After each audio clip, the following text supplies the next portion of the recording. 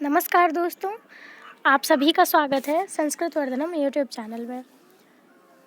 आज के इस वीडियो में हम लोग LNMU BA part 3 Sanskrit honours उसका पेपर 5 ऋक् सूक्त निकर पढ़ने वाले हैं। तो ऋक् सूक्त निकर में सबसे पहले हम लोगों ने पिछले वाली वीडियो में अग्नि सूक्त से संबंधित एक मंत्र को देखा था और उसके आगे हम लोग आज एक मंत्र को जानेंगे। तो सबसे पहले तो आपको इसका सिलेबस ध्यान से देखना होगा, तो जो कि आपको डिस्क्रिप्शन बॉक्स में भी लिंक मिल जाएगा या फिर आप प्लेलिस्ट में भी चेक कर सकते हैं। BA पार्ट 3 के नाम से आपको एक प्लेलिस्ट मिलेगा और वहाँ पे आपको इससे संबंधित सारे वीडियोस मिल जाएंगे कि यहाँ पे पेपर 5, 6, 7, 8 के सिलेबस क्या है। साथ ही प्रीवियस ईयर पेपर भी अपलोड है और जो कुछ 1-2 पेपर बचा हुआ है उसको मैं बहुत जल्द अपलोड कर दूँगी।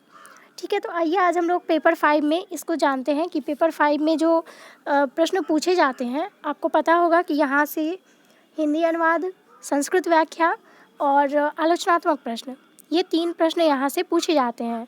तो टोटल यहाँ से 35 मार्क्स के प्रश्न बनते हैं। ठीक है, तो यहाँ पे आपको बस इतना ही पढ़ना है कि संस्कृत व्याख्या, हिंदी अनुवाद और आलोचनात्मक प्रश्न।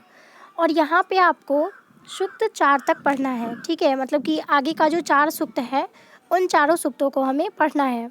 तो आइए सबसे पहले आज हम लोग जानते हैं कि यहाँ पे जो आलोचनात्मक प्रश्न बन सकते हैं वो क्या सब बन सकते हैं। यानी कि पहले जो प्रीवियस ईयर पेपर्स हैं उसमें किस तरह के प्रश्न पूछे गए हैं, तो वही आलोचनात्मक प्रश्न आपको करना है ताकि वो जो 15 मार्क्स का जो एक आलोचनात्मक प्रश्न होगा वो आप अच्छे से कर पाएँ। ठीक है, तो आइए सबसे पहले इस प्रश्न को जानते हैं कि आगे के 4 सूक्त तक कितने प्रश्न बन सकते हैं। ठीक है, और बाकी जो 4 सूक्त तक मंत्र हैं उसको तो हमें देखना ही है, तो वो हम लोग एक एक करके देख लेंगे। तो आज हम लोग मंत्र नंबर 2 पढ़ेंगे, जो दूसरा मंत्र है पहले सूक्त का, यानी कि अग्नि सूक्त का दूसरा मंत्र हम लोग देखेंगे और साथ साथ आलोचनात्मक प्रश्न को देख लेते हैं कि कितने प्रश्न यहाँ से बन सकते हैं ताकि आप लोग इसको खुद से भी तैयार कर सकें। तो देखिए यहाँ पे जो प्रीवियस ईयर पेपर्स में पूछे गए हैं अब तक वही हम लोग करेंगे और इसी से एक ना एक प्रश्न आपके एग्ज़ाम में ज़रूर देखने को मिलेगा। तो देखिए यहाँ पे 4 सूक्त तक में से ही प्रश्न आएगा, यानी कि 4 सूक्त तक जिन देवताओं के बारे में स्तुति की गई है, जिनके बारे में मंत्र दिया गया है, जो सूक्त जिन देवताओं के बारे में है, बस इसी से संबंधित आपके प्रश्न आने हैं। तो सबसे पहले यहाँ पे 2-3 प्रश्न हैं। ठीक है, और यहाँ से एक प्रश्न आपको दिया होगा और उसी प्रश्न में आपको 2 प्रश्न रहेगा, उसमें से एक देवता के बारे में आपको व्याख्या करना होता है। ठीक है, तो देखिए यहाँ पे जो सबसे पहला प्रश्न है वो है पठितांश के आधार पर मरुत अथवा सूर्यदेव का परिचय दें। यहाँ पे मरुत का अर्थ हो गया वायुदेव और सूर्यदेव, इन दोनों में किन्हीं एक का आपको व्याख्या करना है। ठीक है, तो यहाँ से ऐसे ही प्रश्न पूछे जाएंगे आपको। तो यहाँ आपको जो 2-3 प्रश्न मैं दिखा रही हूँ, बस इसमें से आपको लगभग 4 से 5 कर लेना है और इसी में से आपको एग्ज़ाम में प्रश्न देखने को मिल जाएगा। तो पहले प्रश्न में आपको है मरुत या फिर सूर्यदेव का वर्णन करना है, परिचय देना है। प्रश्न नंबर 2 है पठितांश के आधार पर अग्नि या फिर सावित्री देवी की विशेषताओं का वर्णन करें।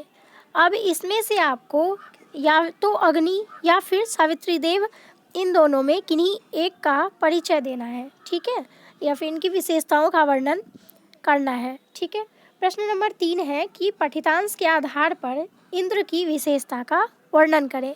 यानी कि इन 5 के बारे में अगर आप कर लेते हैं तो अच्छे तरीके से आप इस अपने एग्ज़ाम में इसको कर पाएंगे, क्योंकि एग्ज़ाम में इन्हीं 5 में से एक आना है। ठीक है, तो इसको आप लोग कर लें और आसानी से फिर आप इसको हैंडल कर पाएंगे और 15 मार्क्स का जो प्रश्न है वो आप आसानी से ले पाएंगे। ठीक है, तो फिर आइए हम लोग मंत्र नंबर 2 देखते हैं, जो कि ये अग्नि सूक्त का दूसरा नंबर मंत्र है। पहला हमने पहले ही पढ़ चुका है। तो ये दूसरा नंबर मंत्र है कि अग्नि पूर्वे भी ऋषि वीर्यो नूतनै रुत सदेवांग एह वक्षति। अब देखिए सबसे पहले तो लिखने का तरीका क्या है, आपको तो अर्थ जान के ही जाएंगे, यानी कि आपको अर्थ पता होगा, लेकिन उसको कैसे लिखना है, किस तरह से हम लिखेंगे कि ये जो 10 मार्क्स का प्रश्न है वो आपको अच्छे तरीके से मिल पाए, वो पहले यहाँ पे जानिए। तो देखिए हर प्रश्न के लिए आपको कुछ ऐसे पॉइंट्स हैं जो सारे प्रश्नों में लिखने हैं। जैसे कि आपको यहाँ पे लिखना है पहले कि जो दिया हुआ मंत्र है, यानी कि प्रस्तुत मंत्र है ये कहाँ से है, मतलब प्रथम मंडल से है, द्वितीय मंडल से है कि कहाँ से है, मतलब इस चीज़ को वहाँ पे सबसे पहले इंडिकेट कर देना है। तो प्रस्तुत मंत्र ऋग्वेद के प्रथम मंडल के प्रथम सूक्त यानी कि अग्नि सूक्त से है। जैसे कि ऊपर दिया हुआ जो मंत्र है ये हमारा अग्नि सूक्त का दूसरा मंत्र है, तो हमें इस चीज़ को लिख देना है वहाँ पे, सबसे पहले इस चीज़ को बता देना है ताकि एग्जामिनर इस समझ जाए कि ये मंत्र कहाँ से है, ये आपको पता है। ठीक है, तो सबसे पहले ये लिखना है कि प्रस्तुत मंत्र ऋग्वेद के प्रथम मंडल, वैसे जिस मंडल से भी हो, जिस सूक्त से भी हो, यहाँ मैं बस आपको ये एक चीज़ बता रही हूँ कि इस पॉइंट को मिस नहीं करना है, इसको सबसे पहले लिखना है। ठीक है, तो ऋग्वेद के प्रथम मंडल के प्रथम सूक्त अग्नि सूक्त से है, इसके देवता अग्नि है।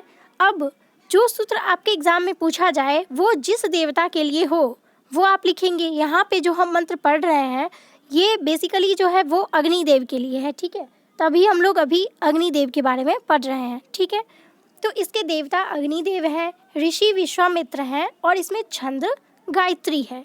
ठीक, इस चीज़ को सबसे पहले लिखना है। उसके बाद अग्नि देवता की स्तुति प्राचीन व नवीन ऋषियों द्वारा की जाती है। वह यज्ञ में देवताओं को लाने वाले हैं। इस बात का वर्णन प्रस्तुत मंत्र में करते हुए ऋषि विश्वामित्र कहते हैं।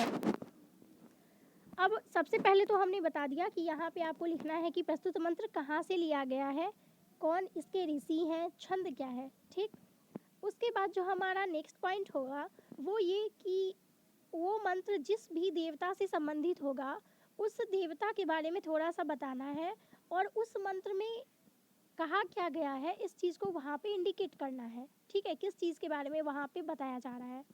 जैसे कि इस मंत्र में अग्नि देवता की स्तुति जो है वो प्राचीन समय से की जाती है, तो वह यज्ञ में देवताओं को लाने वाले हैं, इसी बात का वर्णन जो है वो इस मंत्र में किया गया है। तो सबसे पहले हमने इस चीज़ को इंडिकेट कर दिया कि वह यज्ञ में देवताओं को लाने वाले हैं और इसी बात का वर्णन जो है वो प्रस्तुत मंत्र में ऋषि द्वारा किया गया है। ठीक है, तो सबसे पहला हमारा जो पॉइंट होगा वो यही होगा कि प्रस्तुत मंत्र कहाँ से लिया गया है, कौन ऋषि है, इसमें छंद क्या है। सही है, उसके बाद हम लोग लिखेंगे कि वो उसके देवता कौन है, जो प्रस्तुत मंत्र है वो किन देवता के लिए है और साथ ही उस मंत्र में कहा क्या गया है, किन विषय में कहा गया है। ठीक है, इस चीज़ को हर एक मंत्र के लिए स्थायी रखना है, मतलब कि हर एक मंत्र में इस पॉइंट को आपको सबसे पहले देना है। ठीक है, उसके बाद हम लोग इसका जो व्याख्या करेंगे वो बाद में करेंगे। सही है, चलिए अब देखिए इसका जो अर्थ है वो क्या है। उसमें विश्वामित्र कहते हैं, यानी कि इस मंत्र में कहते हैं कि यह देवता प्राचीन भृगु, अंगिरा आदि ऋषियों द्वारा स्तुति किया जाता है तथा अब नवीन विश्वामित्र आदि द्वारा भी स्तुति किया जाता है। वह अग्नि इस यज्ञ में देवताओं को प्राप्त कराए। देखिए अब यहाँ पे इसका मतलब क्या हुआ, ये जो है ये इस मंत्र के बारे में कहा गया है। इस मंत्र में कहा गया है कि ये जो अग्नि देवता है ये तो बहुत प्राचीन काल से भी पूज्य है। ठीक है, जो यहाँ पे भृगु, अंगिरा जैसे ऋषियों का नाम लिया जा रहा है। ठीक है, जो कि इस मंत्र में कहा भी गया है। तो ये जो देवता है अग्नि, ये भृगु, अंगिरा ऋषियों द्वारा भी स्तुति किए जाते थे। ठीक है, और अभी नवीन विश्वामित्र, जो विश्वामित्र इसके रचयिता हैं ऋग्वेद के, तो कहा जा रहा है कि वो नवीन विश्वामित्र आदि द्वारा भी स्तुति किए जाते हैं।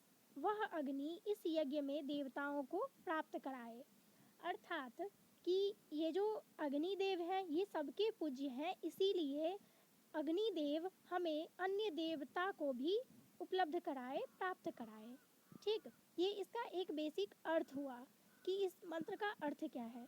अब जो है हमारा क्वेश्चन जो पूछा जाएगा वो 10 मार्क्स का होगा, तो उसमें हमें थोड़ा सा और बढ़ोतरी करना है ताकि 10 मार्क्स के संभव तो उतना हमें मार्क्स मिल पाए, यानी कि इतना हम लिखेंगे ताकि हमें 8 से 9 मार्क्स अच्छे तरीके से मिल पाए। ठीक है, तो अब हम थोड़ा सा इसका व्याख्या कर देते हैं और जो भी अग्निदेव के बारे में है उसको हम यहाँ पे लिख देते हैं। जैसे कि देखिए मंत्र का तात्पर्य है कि यह अग्निदेव सदैव ही पुरातन ऋषियों द्वारा प्रशंसित हैं। थोड़ा सा हम इसको और अच्छे से एक्सप्लेन करके लिख सकते हैं। ठीक है, तो प्रशंसित हैं, अग्निदेव का आवाहन करते हैं, वे अग्निदेव का आवाहन करते हैं और अग्नि के कारण ही देवता भी इस शरीर में निवास करते हैं और शरीर से अग्नि के निकल जाने पर समस्त देव इस शरीर को त्याग देते हैं।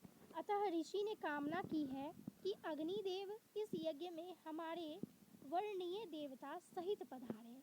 ठीक है, कहने का तात्पर्य ये कि ऋषियों द्वारा ये वंदना किया जा रहा है कि जो अग्निदेव है ये तो सभी के पूज्य हैं, तो साथ ही ये और सभी देवता को भी हमें उपलब्ध कराए। ठीक है, इसका अर्थ यही है। तो इस तरह से आप क्या कर सकते हैं, तो कोई भी मंत्र हो, उस मंत्र में जिस भी देवता के बारे में बताया जा रहा हो, उस देवता के बारे में आप उसको अच्छे से एक्सप्लेन कर सकते हैं। चाहे वो उस मंत्र में इतना व्याख्या करके दिया हुआ है या नहीं है, उससे कोई मतलब नहीं, लेकिन आपको एग्ज़ाम में अच्छे से उसी देवता के बारे में एक्सप्लेन करके लिख देना है। क्योंकि यहाँ पे 10 मार्क्स का प्रश्न है, तो हमें 2 से ढाई पेज लिखना ही पड़ेगा कम से कम। वैसे आप 3 पेज भी अच्छे से लिख सकते हैं। ठीक है, तो इसको ऐसे ही हमें लिखना है। जैसे मैंने यहाँ पे बताया कि सबसे पहले आपको दे देना होगा कि ये मंत्र कहाँ से लिया गया है, ऋषि कौन है, ठीक है, रचयिता कौन है, छंद क्या है, ये सब उसमें किस चीज़ के बारे में बताया जा रहा है और फिर फाइनली उसका हमें अर्थ लिखना है। ठीक है, और उसके बाद आप जो भी आप अपने मन से भी कुछ कुछ ऐसे लिख सकते हैं। ज़रूरी नहीं है कि जो आप जितना याद करके जाएँ उतना ही लिखना है। आप कुछ अपने मन से भी उस देवता के बारे में लिख सकते हैं जिस देवता के बारे में उस मंत्र में व्याख्या किया गया हो। ठीक है, तो फिर हम लोग नेक्स्ट वीडियो में जो हम लोगों ने पेपर 5 और 8 का क्वेश्चन पेपर नहीं देखा है उसको हम लोग देखेंगे और फिलहाल हमने 6 और 7 का देख लिया है। ठीक है, तो फिर हम लोग नेक्स्ट वीडियो में इससे आगे का करेंगे। तब तक आप लोग देखते रहिए। मिलते हैं नेक्स्ट वीडियो में, तब तक के लिए धन्यवाद।